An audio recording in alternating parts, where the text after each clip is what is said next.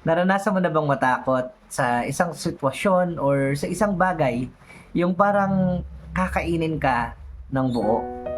Mga ka-devotion, noong panahon po ng Old Testament, may mga Israelita pong natitira sa kanilang bayan.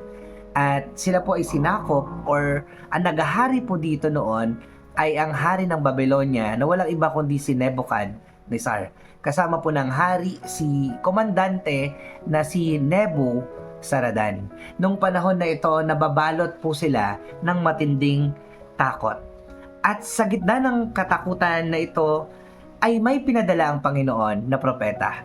Ang pinadala ng Panginoon ay si Prophet Jeremiah. Pinasabi po ni Yahweh sa mga taong ito na huwag silang matakot sa kanilang kinatatakutan. Walang iba, yung sinasabi po doon ay si King Nebuchadnezzar. Huwag daw po silang matakot. Sabi po ng Panginoon, huwag kang matakot sa Kanya, declares the Lord. For I am with you, I will save you, I will deliver you in His hand.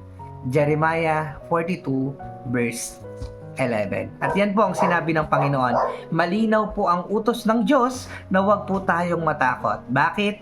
Dahil hindi sila nag-iisa. Sa mga panahon na to, Yahweh mismo ang magtatanggol sa mga tao niya. Pero alam niyo po, ang problema, pinairal ng mga Israelita ang takot sa kanilang mga puso. Alam niyo po ba na sila ay tumakas at hinayaan nila na mawala ang kanilang pananampalataya? Tumakas sila sa pag-akalang magiging ligtas sila sa kanilang pupuntahan. At alam niyo kung saan sila napunta? Pumunta sila sa Ehipto.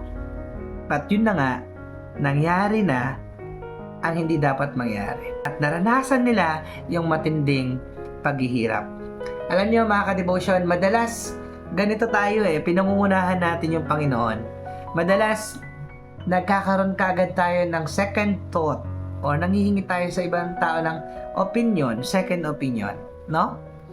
Mga ka-devotion, ito po yung time ulit na makakapag-share ulit ako ng vlog, and meron lang po akong tatlong word na nais sabihin for today. Alam nyo, number 1, yung matututunan natin dito is stop listening to the king of Babylons. Huwag po tayong makinig sa sinasabi nito. Well, alam niyo naman na kung ano yung kinakatakutan natin, yun yung madalas na nag-rule sa atin. Kaya tanong ko, ano ba yung mga kinakatakutan mo ngayon? Ito ba'y opinion ng tao? Kawalan ng kasiguraduhan?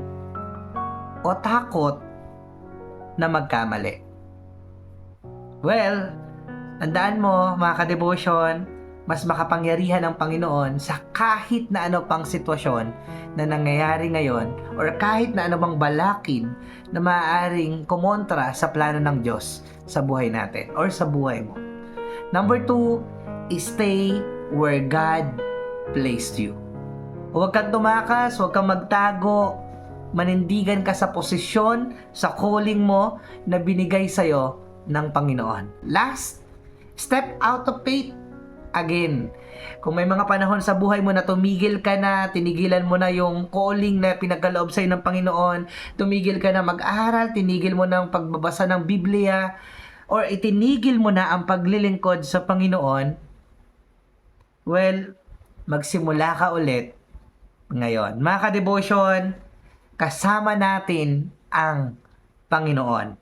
Hindi kanya iniwan, iingatan kanya, at higit sa lahat, siya ay tapat at walang katulad. That's it for today. Magandang buhay, mga ka-devotion.